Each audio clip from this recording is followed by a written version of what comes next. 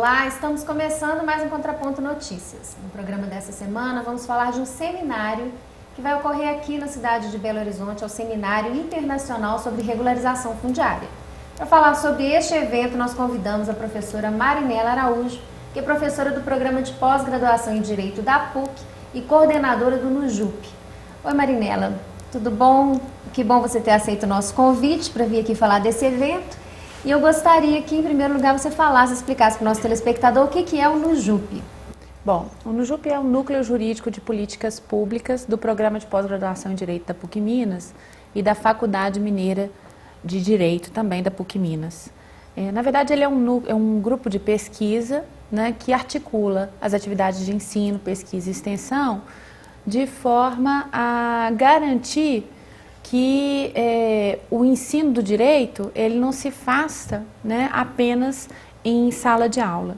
E o objetivo principal das nossas discussões, dos projetos de pesquisa e das atividades de extensão que são desenvolvidas dentro do núcleo é, na verdade, propiciar ao aluno e aos próprios pesquisadores a possibilidade de aplicar na prática o direito que é discutido em sala de aula.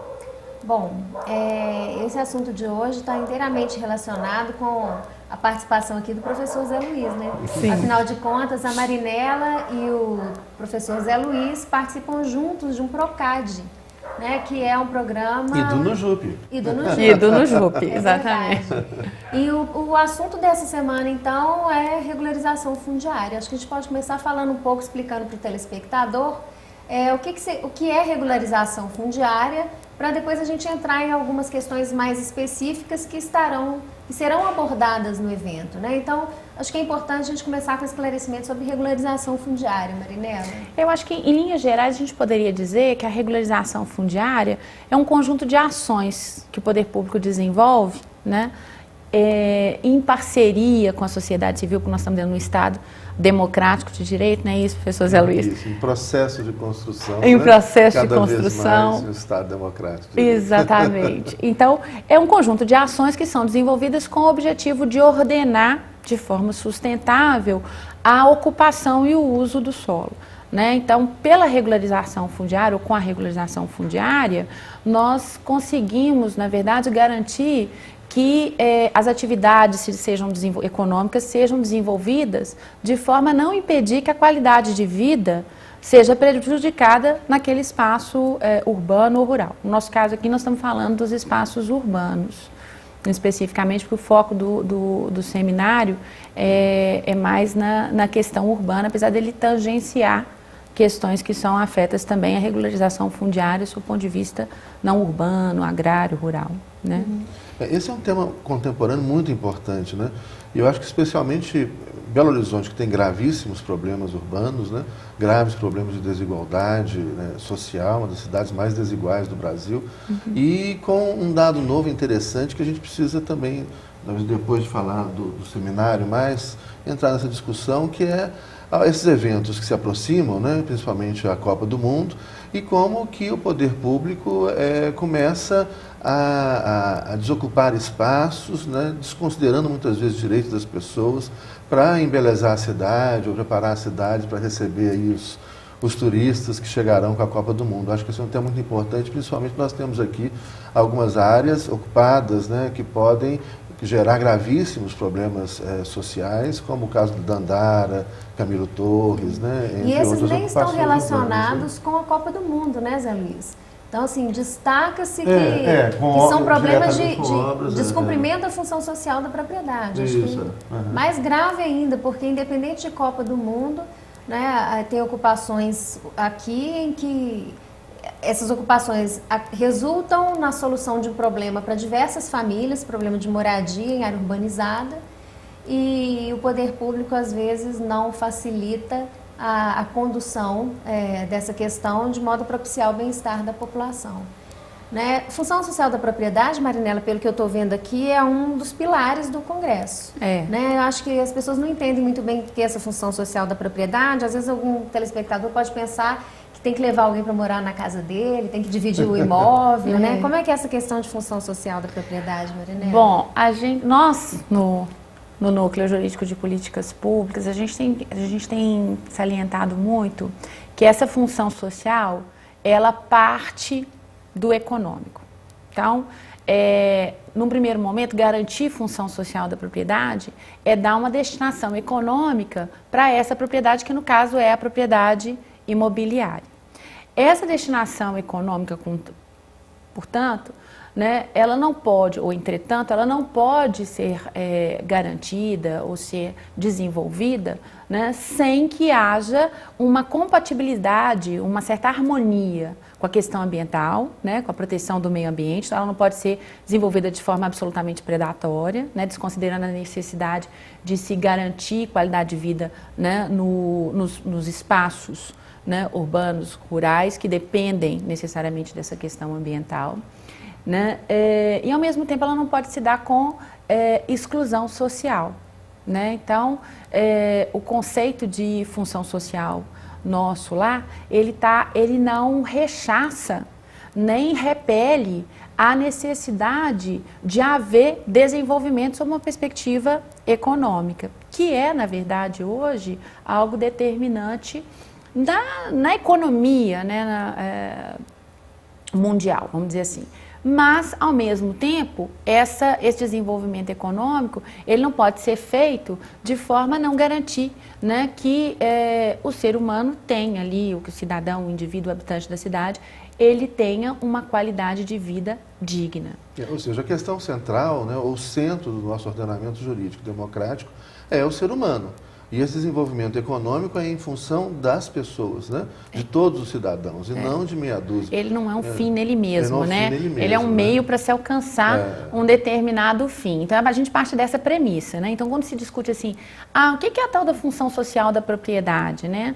Primeiramente, é você não se apropriar de bens, né? Simplesmente para ter esses bens, sem dar a eles uma certa destinação, um uso, que num primeiro momento, ele é econômico, mas que pode não se exaurir, não se limitar a essa dimensão só econômica. Então, você passa a ter a necessidade, muitas vezes, de ter ali uma destinação mais social, mais ambiental, ou uma destinação que se alie, né, a essa discussão, ou esse mote, vamos dizer assim, né, econômico, não econômico pelo econômico, né, mas o e econômico. Também é uma questão contextual, né? As pessoas têm que compreender que a gente vive numa sociedade, então eu não posso fazer da minha propriedade o que eu bem entender. Sim. Eu acho que essa noção inicial de que não, que é meu, eu faço o que eu quiser, o meu imóvel eu construo como eu quiser, do jeito que eu quiser, para a utilidade que eu quiser dar.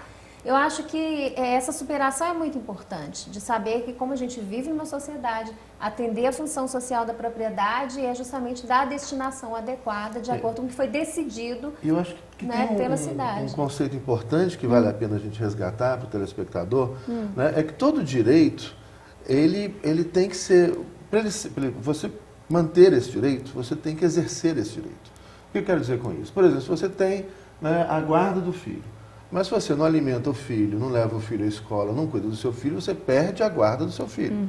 Né? Se você tem uma propriedade, mas não paga os tributos, não exerce o seu direito de propriedade, não cumpre a função social e usa essa propriedade, não usa a propriedade e usa simplesmente para especulação, você perde esse direito. No caso do Dandara é o que aconteceu claramente, né? Você deve mais de 5 milhões de tributos, as pessoas usaram, os proprietários, os ex-proprietários, porque eles não têm mais a propriedade, usaram aquilo para especulação, abandonaram o terreno, e aí pessoas que precisam morar, comer, trabalhar, como todo ser humano, né, ocuparam aquele espaço, que estavam privados, ocuparam esse espaço legitimamente, né, no exercício do seu direito constitucional. Então, acho que assim, eu estou frisando isso, aproveitando essa oportunidade, né, porque muitas vezes as pessoas trabalham, mas vai lá, invade, não se trata de invasão, são pessoas que não exerceram. Né? E se todos nós, cidadãos, não exercemos os nossos direitos, nós perdemos os nossos direitos. Né? Eu acho que esse exemplo do filho aí talvez seja muito claro. Né? Ele é bem claro, sim. Agora, eu também não posso deixar de frisar, né, que a gente vive numa democracia, né? E esse respeito à diferença, essa ideia de pluralismo que a gente sustenta o tempo todo, o que nós sustentamos o tempo todo, ele é um caminho de mão dupla, né?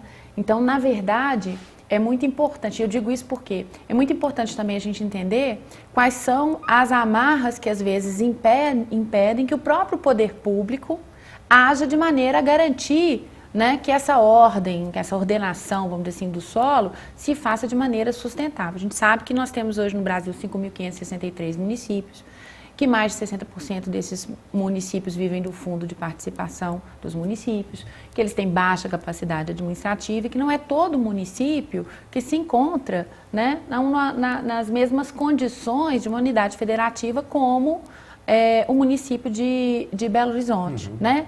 E mesmo que a gente também considere o fato de que Belo Horizonte hoje é uma das cidades mais, vamos dizer assim, mais ricas do país, isso não pode também desconsiderar o fato de que o nosso histórico de planejamento urbano e nossa preocupação com essa questão da propriedade, da função social, né, é bastante recente, né? Não está restrita à Constituição de 88, a gente já tinha isso em 67, tínhamos antes também outros textos constitucionais, mas talvez só agora nós tenhamos realmente começado a criar uma cultura de planejamento real nesse país. Essa cidade começou planejada no século XIX, né? Depois perdeu qualquer referência de planejamento e agora começa a se planejar novamente, né?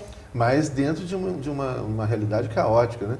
Se a gente pegar a cidade planejada, né, aquela Belo Horizonte planejada, do ponto de vista funcional, era entre a Avenida do Contorno. Belo Horizonte hoje, então, a gente pega o mapa do município, né, a gente vai ver que ali aquele espaço entre a Avenida do Contorno... Foi planejada para aquele momento. Foi planejado para aquele momento, para 800 mil habitantes, extrapolou muito. E o que cresceu em volta foi uma cidade não planejada. Né? Porque na verdade o fundamento desse modelo de planejamento, né, que é o mesmo de Brasília também, de Paris, né, de Paris e tal, é um modelo que é funcionalista, né, é um modelo que desconsidera a presença do ser humano ali, né, como uma variável, vamos dizer assim, que pode de certa forma não respeitar aquelas regras formais estabelecidas para a ocupação, né? Então, as tendências de desenvolvimento, elas são muito mais, não digo muito mais, mas elas também estão baseadas nas opções que são feitas cotidianamente por um mercado, pelos cidadãos, né? Quando decidem morar numa área e não na outra, enfim. E aí o poder público precisa dessa ordenação do solo, de instrumentos de política urbana, ou de um planejamento que seja dinâmico e processual, não apenas funcional, e é isso que nós vamos discutir, para garantir que que na verdade essa cidade ela cresça de maneira sustentável, ou seja, né, ela se desenvolva economicamente, porque a gente precisa disso para gerar trabalho e renda, mas que isso não seja feito de forma a depredar o meio ambiente, que também é necessário para que a gente continue de alguma forma sobrevivendo, nem tampouco excluir, né, aquelas pessoas que são peças centrais, né, nessa ordenação do solo. Viabilizar a cidade, a locomoção na cidade, né? Bom, Marinela, eu vou aqui ter que chamar um pequeno intervalo, mas antes disso eu só quero lembrar o nosso telespectador que a professora Marinela falou aqui sobre as limitações do poder público. Eu quero convidar o telespectador a assistir também o Contraponto Cultura dessa semana, porque no Contraponto Cultura a gente vai discutir o filme Saneamento Básico. A professora Marinela e o professor Zé Luiz vão falar sobre o filme Saneamento Básico, que conta uma história muito interessante nesse sentido, das limitações do poder público. E eu vou deixar isso daqui para o Contraponto Cultura. Mas no próximo bloco a gente volta falando sobre a programação do Seminário Internacional sobre Regularização Fundiária. Então aguarde aí um minutinho.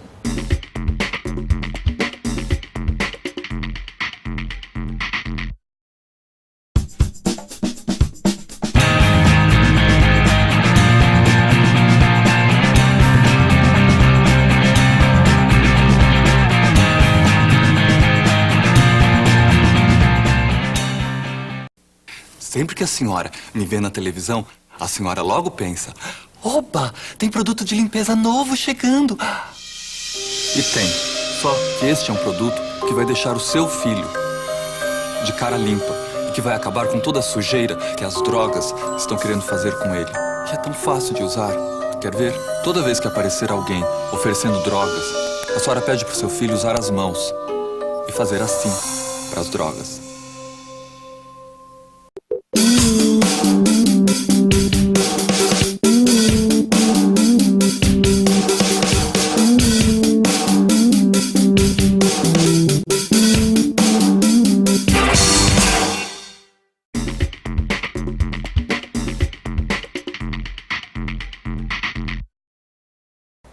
Olá, estamos de volta com o Contraponto Notícias. No programa dessa semana, o assunto é o Seminário Internacional sobre Regularização Fundiária.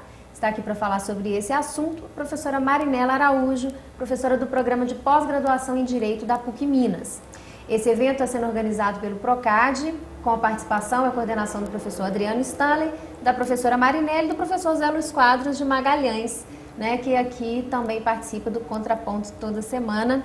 E agora a gente vai falar um pouco sobre a programação do seminário. Eu acho interessante mostrar para o nosso telespectador que essa programação está dividida em 2 momentos distintos. Na parte da manhã, e agora aparece aí para você na sua tela, a programação do seminário na parte da manhã com oficinas temáticas. São 3 dias de seminário. No dia 23 de novembro, o tema é Conflitos Agrários, na parte da manhã, e Estatuto da Cidade e Planejamento das Cidades na Amazônia Legal. Além desses 2 temas, nós teremos ainda aspectos polêmicos do registro imobiliário e desafios para o registro da posse. Para terminar essa parte das oficinas temáticas, legitimação de posse. No dia 24, como você pode ver aí na programação, às 8 horas, governança metropolitana e sistema integrado de regulação do uso do solo. Depois, regularização fundiária em bens da União.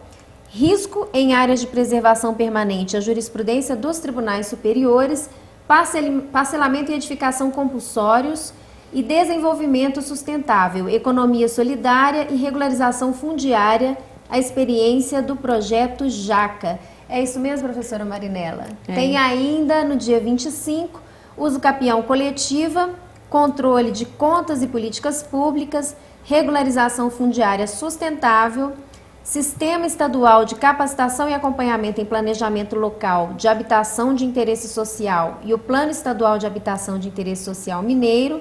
E para encerrar essa parte de oficinas temáticas, regularização fundiária e revisão dos planos diretores, possibilidades da Lei 11.977 de 2009. Bom, voltamos aqui então. Professora Marinela, como vai funcionar a sistemática do seminário e aqueles que têm interesse, como podem se inscrever?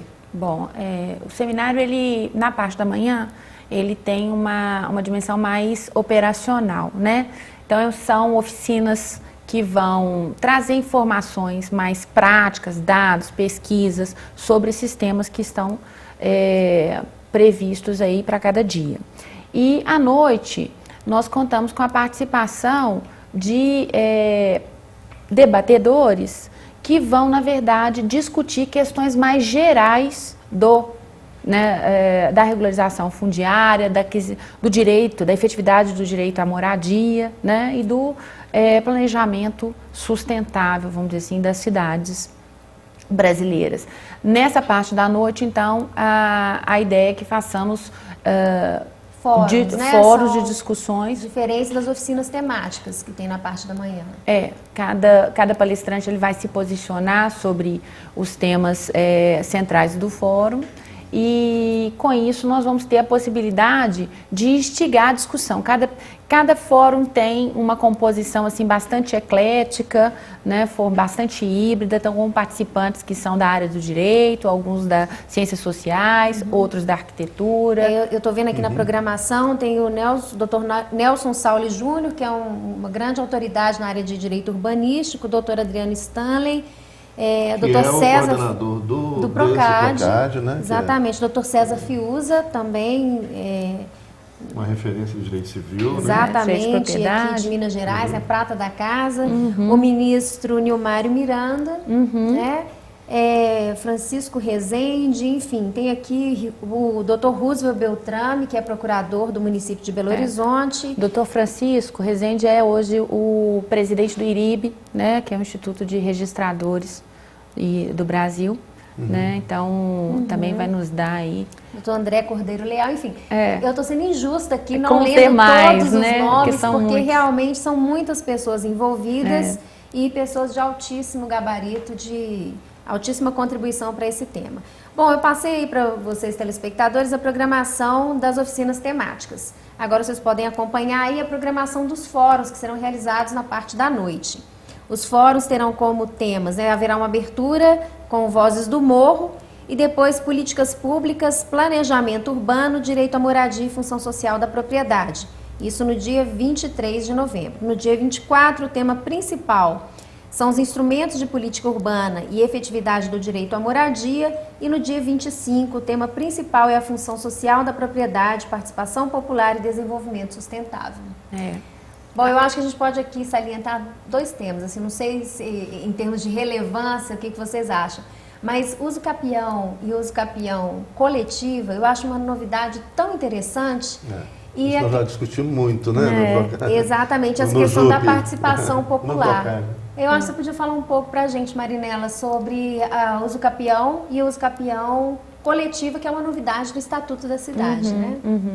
Na verdade, a uso capião urbana, ela vem como uma tentativa do poder público de trazer a realidade para o direito, né? Então, como uma forma, como um instrumento de política urbana que teria a possibilidade, ou que teria como efeito principal, a regularização, né, sob o ponto de vista do direito da propriedade, né, ou do direito de propriedade, daquele imóvel que está ali, né, muitas vezes ocupado por população de baixa renda, né, aquele imóvel que foi deixado pelo proprietário sem uso, né, e que então assume a necessidade, aí, assume um formato de uso, muitas vezes incompatível com o parcelamento urbano daquela cidade. Então, a uso capião urbana, ela vem com esse objetivo. A coletiva, né? Mas antes ainda de você falar da coletiva, acho interessante é que mesmo as pessoas que não são da área do direito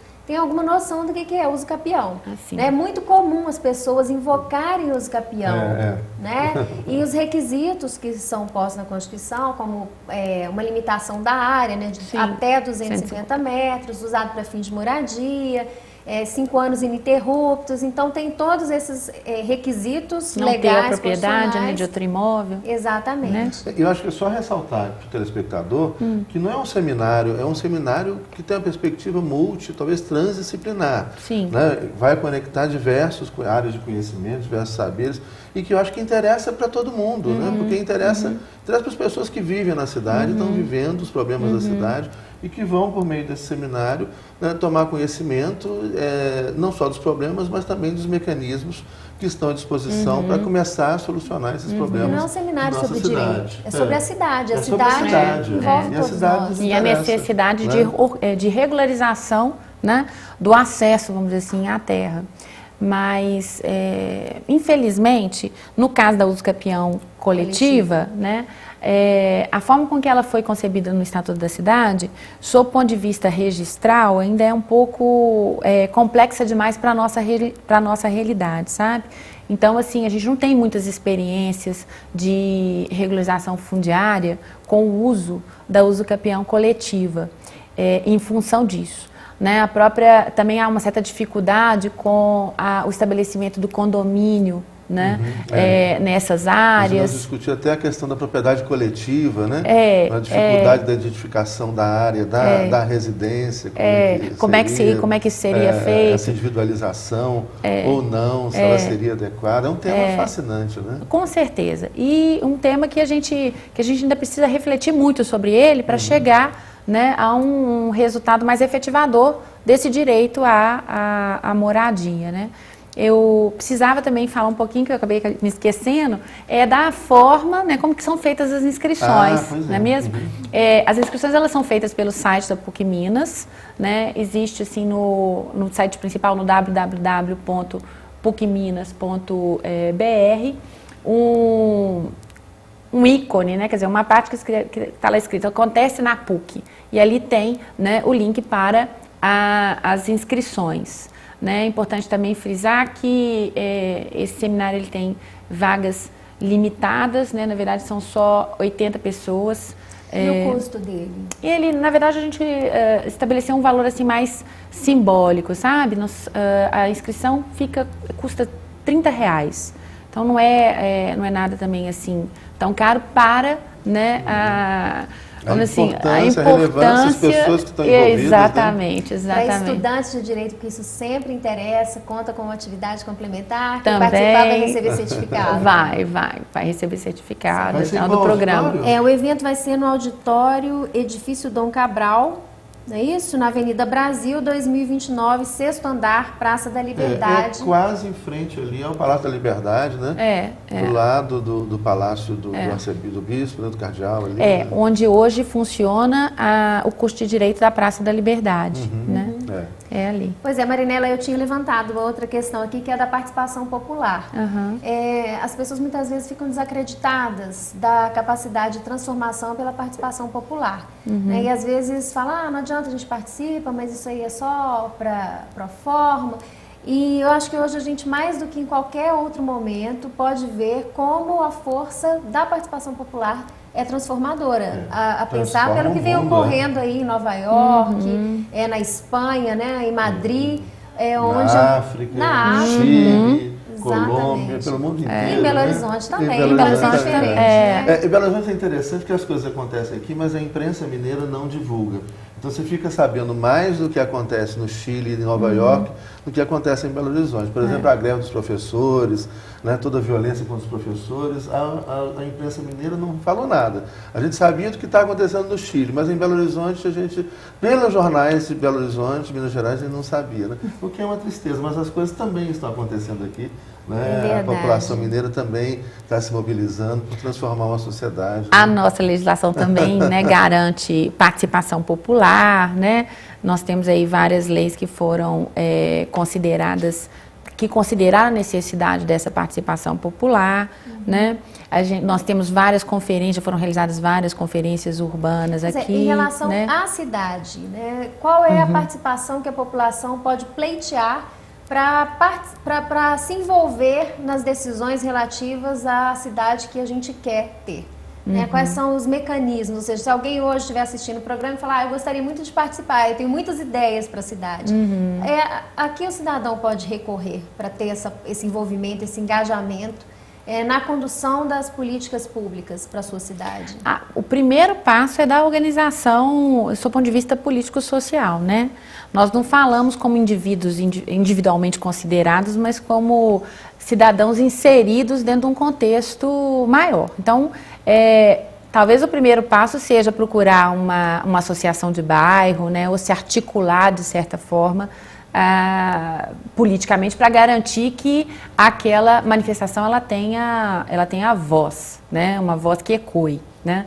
Mas no site da própria PBH existe ali, né, fóruns de participação. É importante que a gente fique atento para as datas das conferências, né, das conferências da cidade que são desenvolvidas, né, das conferências que são estruturadas sob o ponto de vista também do controle, né, que é um tema que nós vamos discutir aí, controle de contas, né, as políticas elas são efetivadas, elas são garantidas também em função desse olhar mais atento que o próprio Estado tem sobre ele, o próprio poder público tem sobre ele, mas que sobretudo o cidadão tem que ter também, né, ou deveria ter em relação às coisas do Estado. Então, isso assim, existem cursos, hoje, o Observatório de Políticas Urbanas, que é um dos parceiros do Núcleo Jurídico de Políticas Públicas, juntamente com o Observatório das Metrópoles, lá do IPUR, né, da UFRJ,